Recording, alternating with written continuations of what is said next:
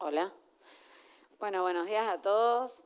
Muchas gracias a Biofilm por la invitación, a Presid, bueno, al INTA también, que siempre me permite trabajar desde diferentes lugares. Y con Germán estuvimos preparando la presentación y la charla, intercambiando y apuntando a qué rol tiene la biotecnología en la agricultura regenerativa, pero para hacer algo sencillo, esperemos que así sea, ¿no? Bueno, buenos días a todos. Soy Germán Avancini, hago la parte de desarrollo en lo que es Biofilm. Un poco hoy, antes de empezar, y pidiendo las disculpas del caso porque empezamos un poquito tarde, para Biofilm es un momento sumamente importante porque venimos aumentando la participación en este y otro tipo de eventos, ya que somos una empresa que produce biotecnología y esa biotecnología es cada vez más demandada por el mercado agrícola en el cual nosotros estamos trabajando. En ese sentido, la charla va a girar en torno a eso y bueno, la dinámica estaría dada en cómo la biotecnología impacta en la agricultura regenerativa. Ahora, Germán, yo la pregunta que te hago por ahí y viendo todo lo que estuvimos hablando y en base a este título, es si vemos nosotros algún cambio o qué cambios vemos que nos generan alertas en el sistema de agricultura actual. Bueno, Lucre, un poco comentándote y respondiéndote a esa pregunta, hay dos noticias que son fresquitas de julio de este año. Una es que el uso masivo de herbicidas tiene en jaque a la producción agrícola actual. La uva determinó la resistencia a las 4 echinocloa. Hoy en maíz hay 10 resistencias, en soja 19, perdón, en maíz 13, en soja 19, en trigo y cebada 10. Así que creo que de alguna forma el uso de los herbicidas en subdosis, en caldos de aplicaciones no correctos, en mal manejo o momento de aplicación, puede explicar algo de eso en la agricultura actual. Y en lo que es otro informe también de julio de este año de la Organización Civil Fertilizar e INTA, determinaron que en varias zonas productivas como norte de Córdoba, Santiago del Estero, norte de Santa Fe, se marca muy bien la deficiencia de zinc, la deficiencia de oro, pero lo más alarmante es que en las regiones NEA y NOA hay una pérdida del horizonte orgánico y muchos de esos suelos no tienen tantos años de historia de agricultura. O sea que algo con la agricultura actual estamos haciendo mal y se tiende a una agricultura regenerativa por eso. Ahora, la agricultura regenerativa y este nombre, ¿es muy diferente de la agricultura actual que estamos haciendo? De alguna manera estábamos haciendo, sin saberlo, algo de agricultura regenerativa. Estas son unas definiciones que yo le traje del Instituto Rodal de Estados Unidos. Es una organización que trabaja en agricultura regenerativa desde hace más de 50 años. Le da un enfoque muy predominante a restaurar los ecosistemas agrícolas, los toma como ecosistemas, no como sistemas de producción, sino como ecosistemas agrícolas, le da un enfoque muy importante a la sanidad del suelo, le confiere una importancia muy destacada a la huella de carbono y a la fijación de dióxido de carbono, la diversidad en lo que se hace, la biodiversidad en lo que se hacen las explotaciones y en el manejo de la gestión del agua. En definitiva, lo que busca este instituto es mejorar el ecosistema productivo, preservando los recursos, suelo y agua, fundamentalmente, que son finitos. Si se mal usan, se acaban. Se basa en 5 pilares, sus principios para la agricultura regenerativa, principalmente reducir o eliminar los laboreos con volteo. Hoy estamos en APRESID, la Asociación Argentina de Productores en Siembra Directa. Argentina hace años que trabaja, o introdujo esto si se quiere, en mantener el suelo cubierto el mayor tiempo parte del año. Hoy hablamos mucho de cultivo de cobertura para, de alguna forma, entrar en los esquemas de rotación y entrar con menos herbicida. Diversificar los cultivos, fomentar el desarrollo de raíces y con ello la flora que acompaña, e ingresar a los sistemas ganaderos o a la ganadería en los sistemas de producción. En lo que es específicamente suelo, tienes 3 pilares o principios muy básicos para desarrollar o fomentar o estimular las 3 M que ellos denominan de lo que es el suelo. Para mejorar la gestión de los ciclos biogeoquímicos de los minerales, fomentar la acumulación de materia orgánica y aumentar la biodiversidad de la microbiota o microorganismos que forman parte de la rizósfera del suelo. Ahora, nosotros hablamos de biotecnología y de estas 3 M, que son muy interesantes. Ahora, ¿cómo impacta la biotecnología en esas 3 M? Bueno, la biotecnología, si vas a una definición clásica de biotecnología, es la introducción de un organismo vivo, parte de organismo vivo, en algo para buscar que ese algo desencadene algo positivo.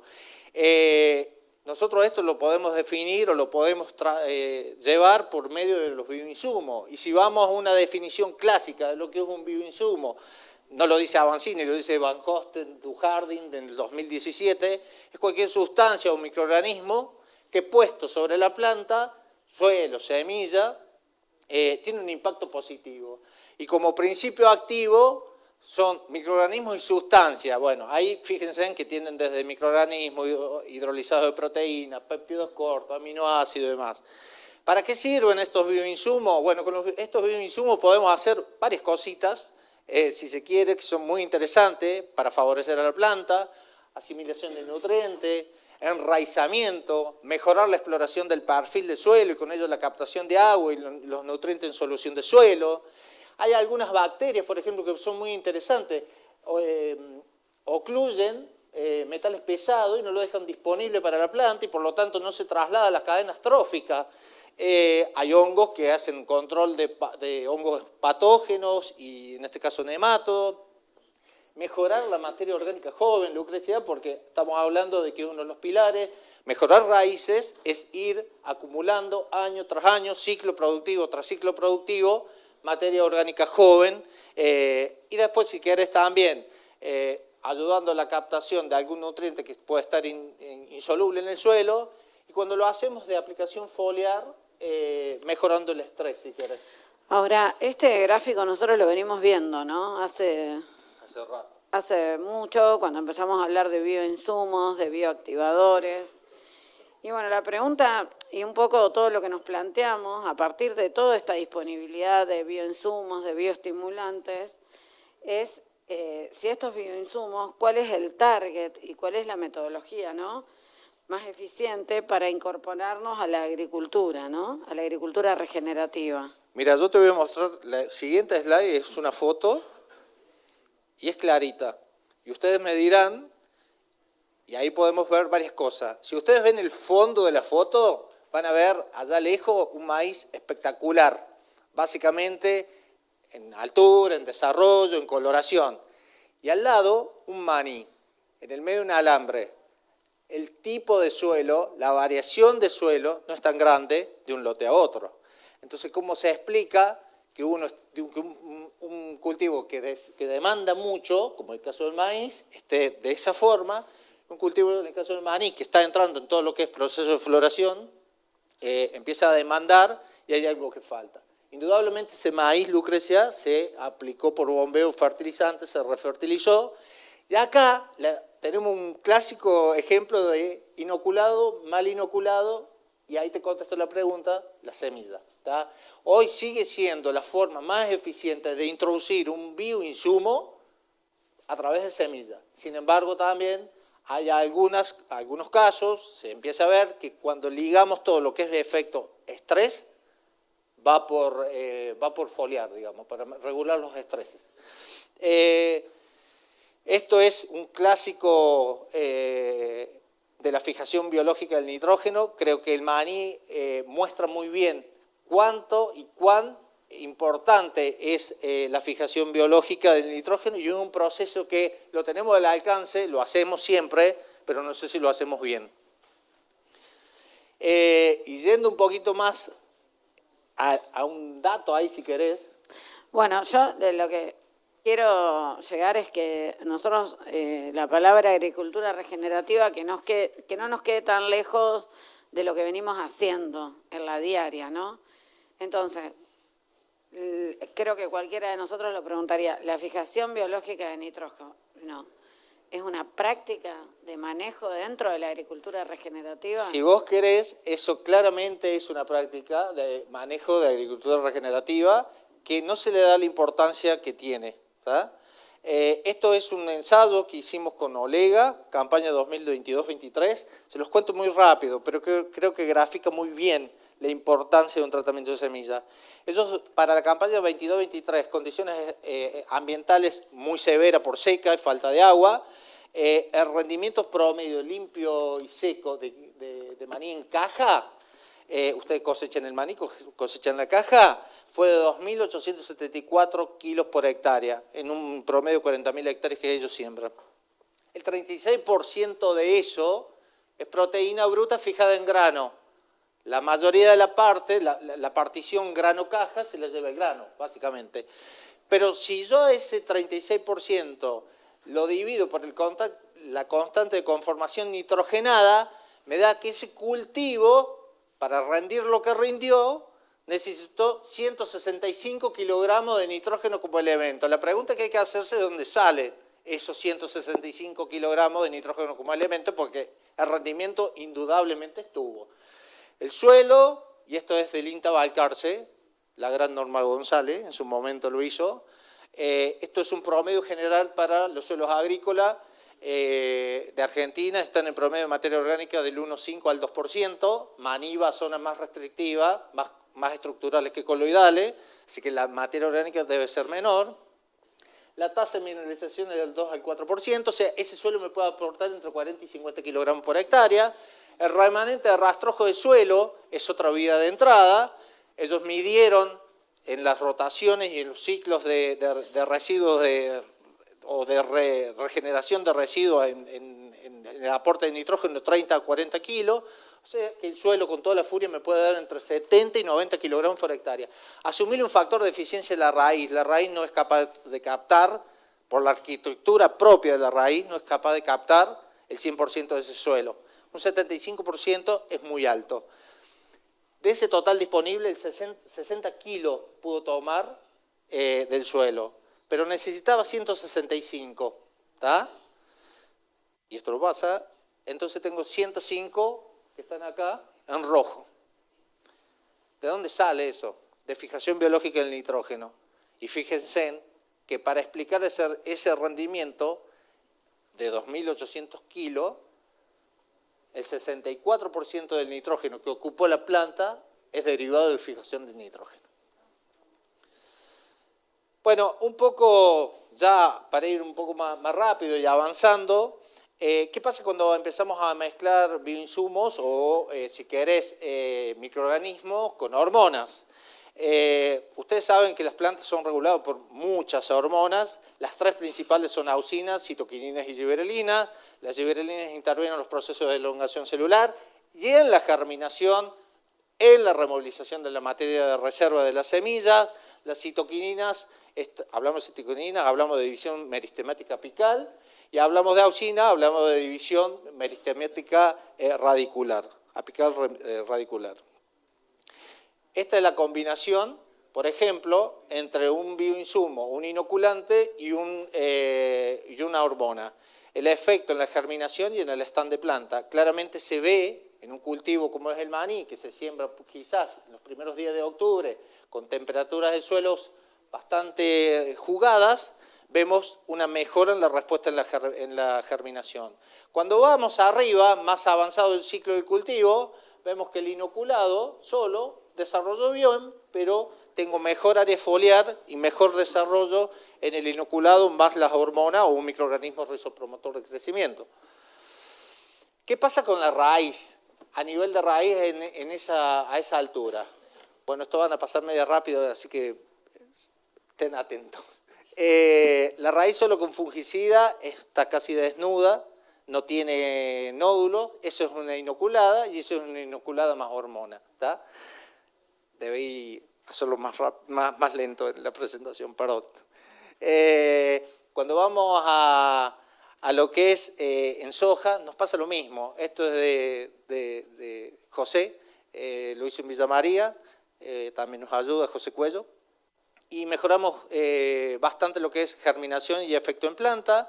Y si todo va bien, eso que vimos allá abajo, lo vemos allá arriba en rendimiento. Porque acá hagamos una disquisición, muchachos. ¿Qué pasa cuando yo pongo algo a la semilla? En el medio pasan muchos meses hasta que lo cosecho. Entonces, asignémosle al tratamiento de semilla el valor que tiene. ¿Qué valor? Vigorosidad con la que se instala el cultivo, coeficiente de logro de planta, distribución uniforme. La distribución uniforme. Y con un target 100%. Exacto. Entonces, eso es muy importante y no lo medimos. Medimos siempre rendimiento, pero en el medio pasan cosas hasta llegar al rendimiento. Acá cuando mezclamos, si querés, un nutriente tan demandado como es el zinc para los cereales, en este caso es para trigo y cebada, más auxinas y virelinas, lo mismo. Esto es un producto nuevo que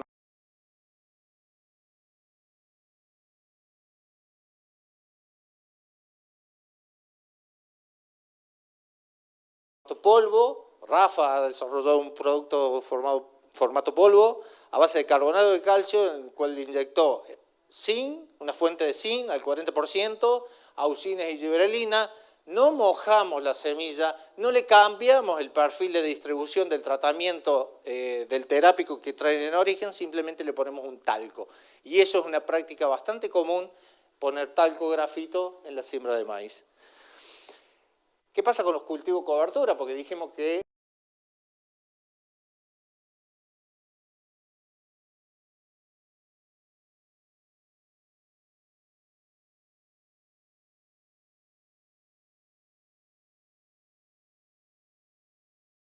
eficiencia de fijación biológica del nitrógeno y claramente se mejora lo que es la cobertura final lograda. Cuando nosotros hacemos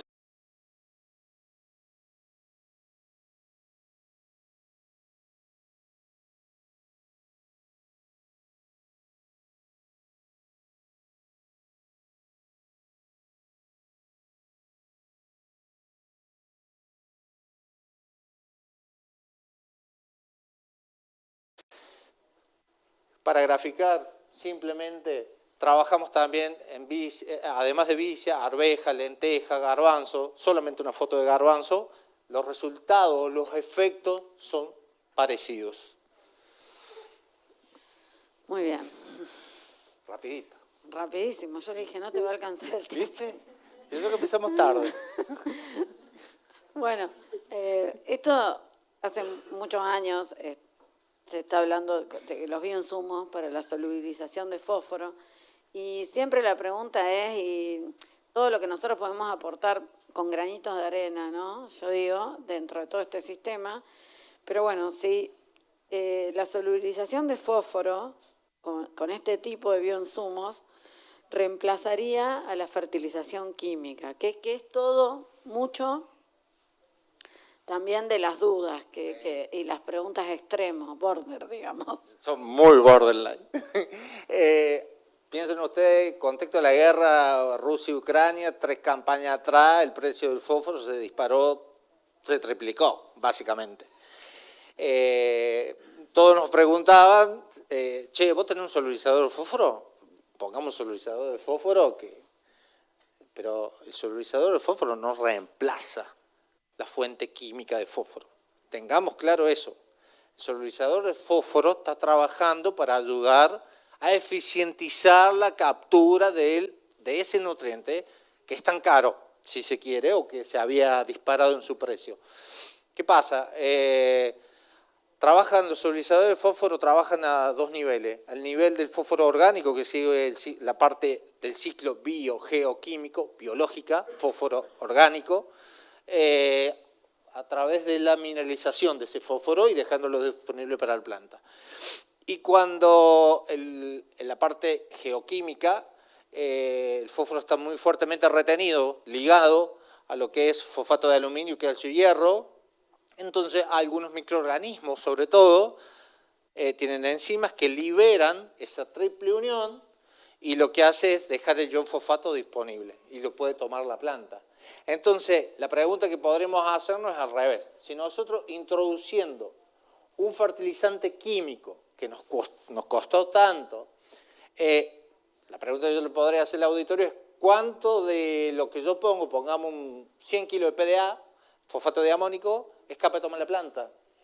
Y la mayoría con toda la furia y 25, 30 kilos. El resto se indispone. Entonces yo, con algo que solubiliza el fósforo, puedo eficientizar, puedo llevar esos 25 a un 30, 35, y es un montón. ¿Tá? Entonces eficientizo, pero no reemplazo. Nunca esto va a reemplazar la fuente complemento. Exacto, es un complemento. Bueno, acá un poco la explicación.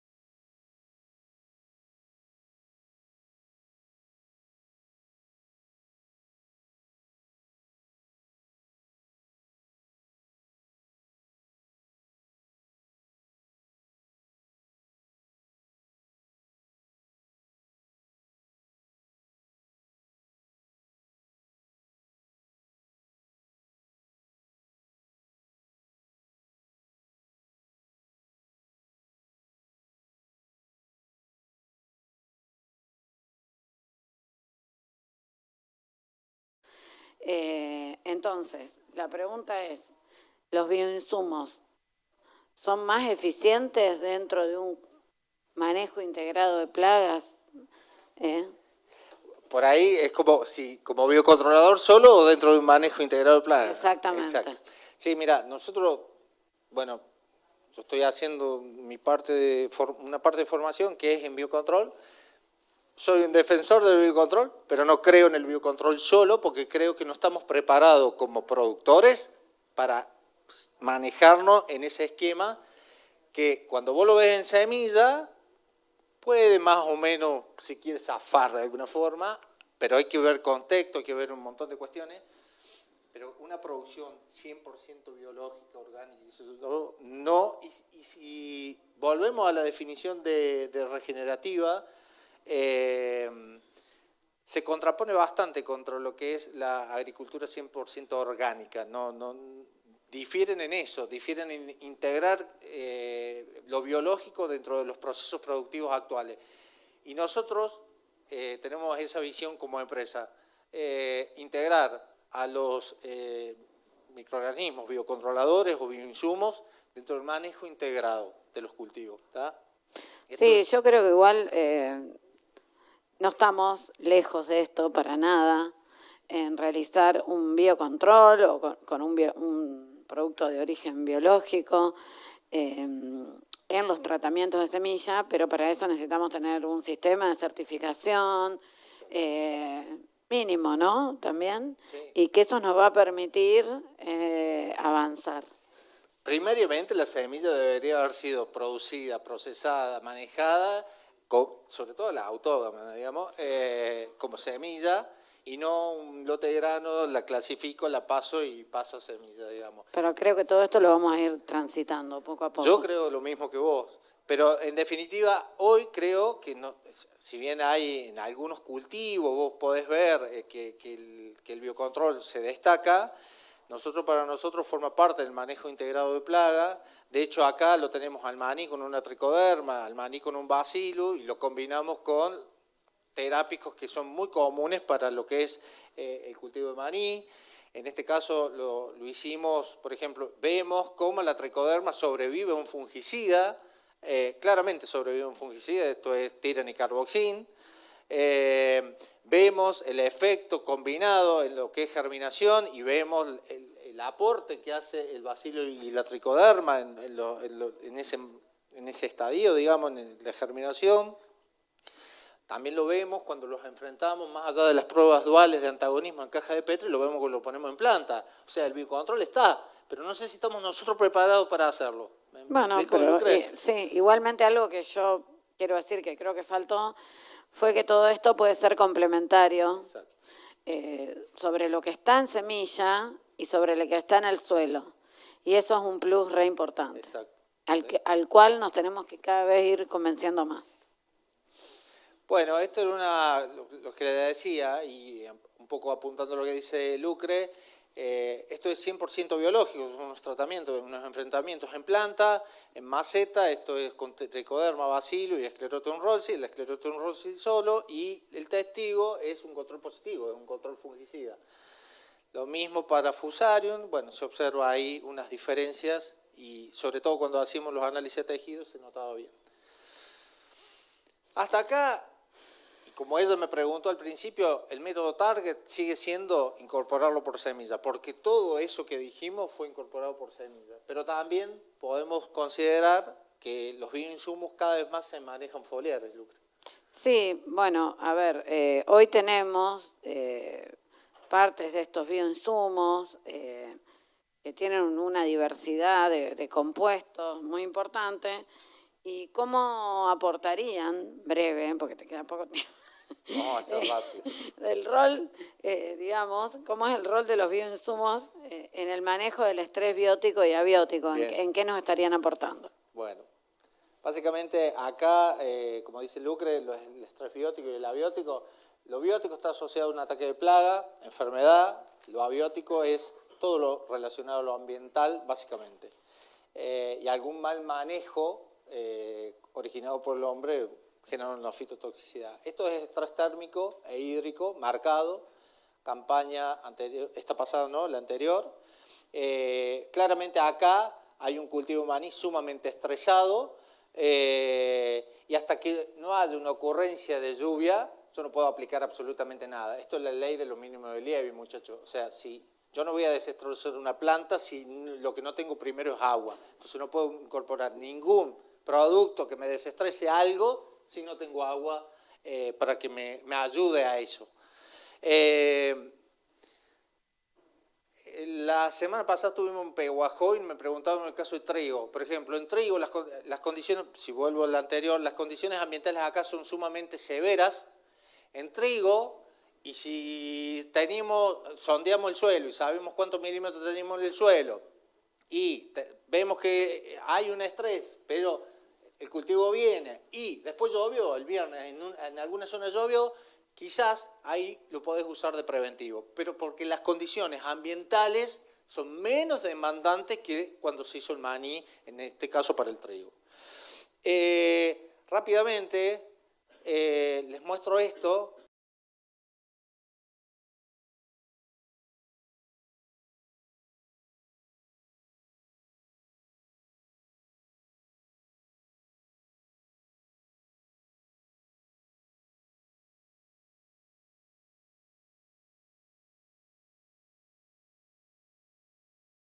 Es un compuesto químico que cuando la planta empieza a estar estresada, desestabiliza la membrana. Estas dos barras grises que ven acá es la aplicación de auxina vía un microorganismo. Y la barra blanca es el testigo. La acumulación de prolina se ve ralentizada cuando yo pongo auxinas vía foliar. Pero lo más importante para mí en la auxina es básicamente el mismo gráfico, capacidad de campo y en desecación. Barra blanca no le pongo auxina, barras grises le puse auxina por alguna vía. ¿Qué es lo que me dice eso? Que hay dos procesos que van acoplados en la vida de una planta, que es la fotosíntesis y la respiración, la famosa rubisco, una enzima que cataliza los dos procesos. Piensa en el maíz, situación de estrés. ¿Qué hace el maíz en una situación de estrés? Acartucha la hoja. Lo primero que hace es acartuchar la hoja. Reduce IAF, área fotosintética. Entonces, hay un mecanismo que está ralentizado, y el otro no. La respiración está a los niveles óptimos de respiración. Empiezo a acumular sustancias oxidadas. Malonaldehído es una especie reactiva de oxígeno. Acumulo eso, me intoxico la planta. Cuando yo pongo auxinas de alguna forma, retardo eso y detoxifico la planta. Esto es por un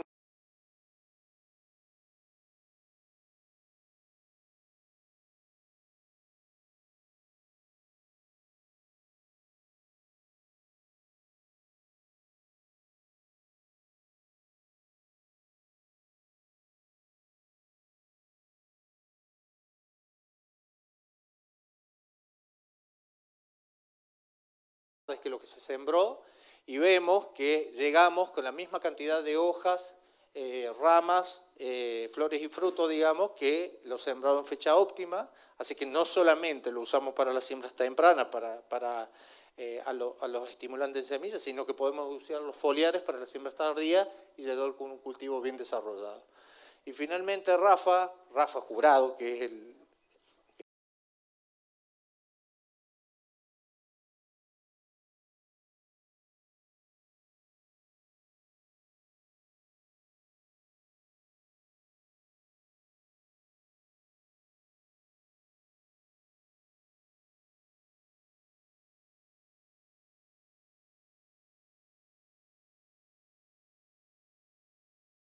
de biológicos foliares, y bueno, tenemos que tener un tensioactivo más amigable para la incorporación de esos foliares. Así que bueno, hasta acá un poco era lo que queríamos decir. A manera de conclusión, comentarles que para nosotros Argentina incorpora cada vez más bioinsumos en producciones extensivas.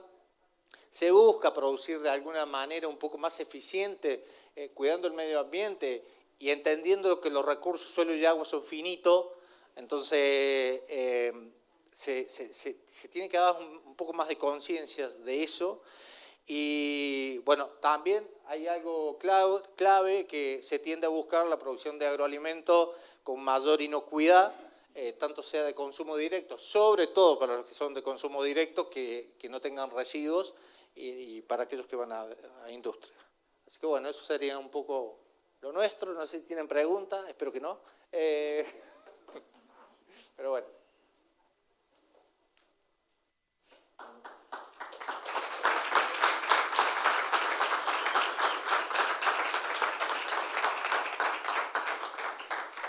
Yo tengo una que siempre me hacen, me anoté dos. Una es qué recaudos debemos tener en cuenta cuando hacemos un mix de bioinsumos y químicos. Y otra, que por ahí la podemos decir, es en toda la ensalada de bioinsumos, bioestimulantes que tenemos, conocemos el rol de cada uno, sobre qué actúan. Bueno, vamos por parte, dijo Jack. Bueno, te respondo de atrás para adelante y me paro en la de la usina, digamos. Si querés, hoy cada vez más conocemos la acción de cada ingrediente activo para poder utilizar y buscar algo específico. Y un poco lo hablábamos la semana pasada con unos productores en Pehuajó. No solamente es buscar el producto o el ingrediente activo, porque finalmente son ingredientes activos, tal como es un herbicida o el principio activo de un insecticida, buscar el ingrediente activo correcto y ponerlo en el momento correcto para la situación en concreto. Cada vez más la parte dura de la investigación, de los desarrollos, explica o busca el producto para explicar y hacer algo en concreto. Y respecto a eso, respecto a la ensalada de los bioinsumos, ¿verdad? Y respecto a la otra, ya me olvidé que me habías preguntado. ¿Qué recaudos tenemos que tener en cuenta cuando hacemos? Cuando hacemos un químico biológico, si querés, siempre lo pensamos para semillas, pero no difiere mucho de lo que es un caldo para asperjar, si quieren, foliarmente. Lo principal es que el químico y el biológico lo podamos compatibilizar de alguna manera. Hay protectores en el uso para el biológico. Si podemos hacerlo secuencial, por ejemplo, en un tratamiento de semilla, primero poner el químico, después poner el biológico, mejor. Si tenemos que hacerlo mezclado, lo mezclemos, pero armemos ese caldo de aplicación al corto plazo, digamos, lo armamos, lo tratamos y no lo dejamos armado mucho tiempo.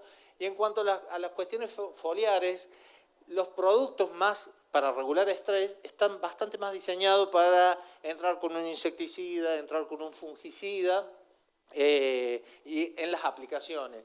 Si tuvieras que, por ejemplo, en el caso de maní, que entramos con los fungicidas para la aplicación de viruela, vamos con bioinsumos para la aplicación foliar. Ahí las restricciones son un poco menos porque se usan menor cantidad de organismos vivos, ¿tá? Van más principios activos como distintos tipos, aminoácidos, hormonas y demás, ¿verdad? Así que bueno, pero en los tratamientos de semilla principalmente tratar de hacer pruebas de compatibilidad. Totalmente, totalmente.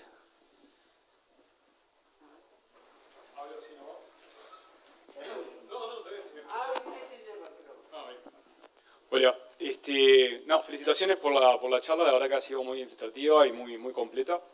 Entiendo de que ustedes representan una empresa, entonces como que tienen la posibilidad de trabajar como en dos áreas, y ahí va mi pregunta. Vos de alguna forma hablaste de que hay ciertas situaciones que han fomentado el uso de insumos, como fue el tema de la guerra de Rusia. Entonces, también estás con los productores, de alguna forma trabajando, asesorando. Entonces la pregunta es, ¿qué limitantes ves vos hoy que puedan estar surgiendo en el uso de insumos por parte de los productores o en otras áreas? Y a su vez, ¿qué oportunidades puede haber que fomenten el uso de insumos, así como fue el tema de la guerra? Bueno, como principal limitante, cuando yo les dije que lo que ponemos, porque vamos de vuelta a lo que dijimos antes, y que me preguntó Lucrecia, digamos, que estaba bueno, ¿cuál era el principal modo de introducir a los sistemas productivos? Y hoy sigue siendo en semilla.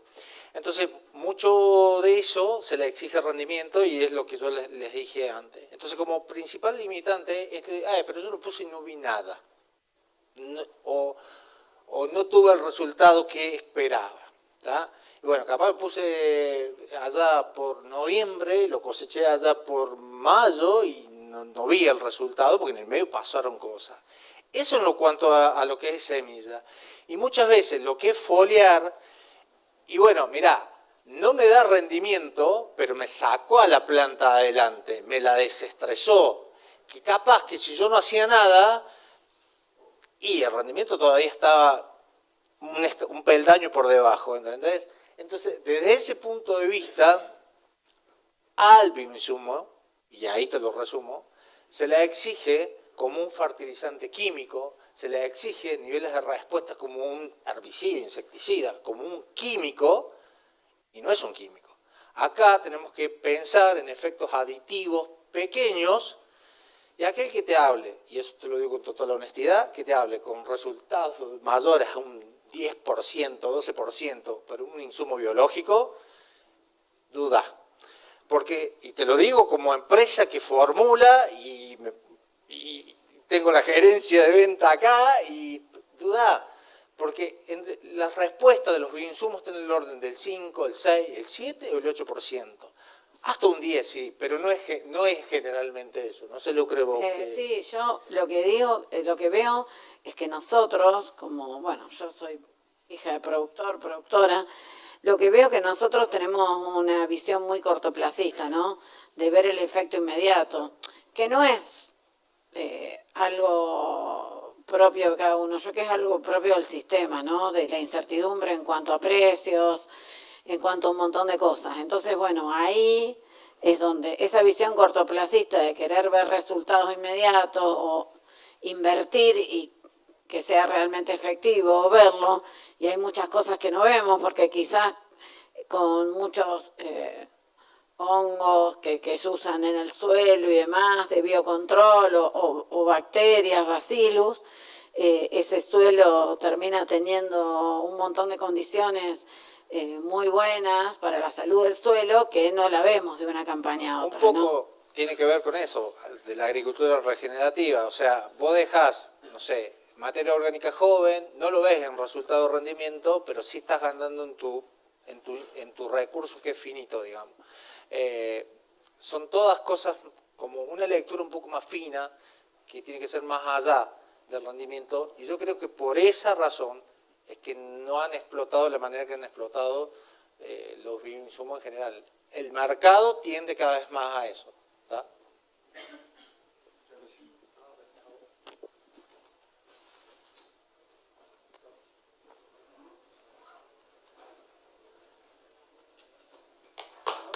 Bueno, gracias.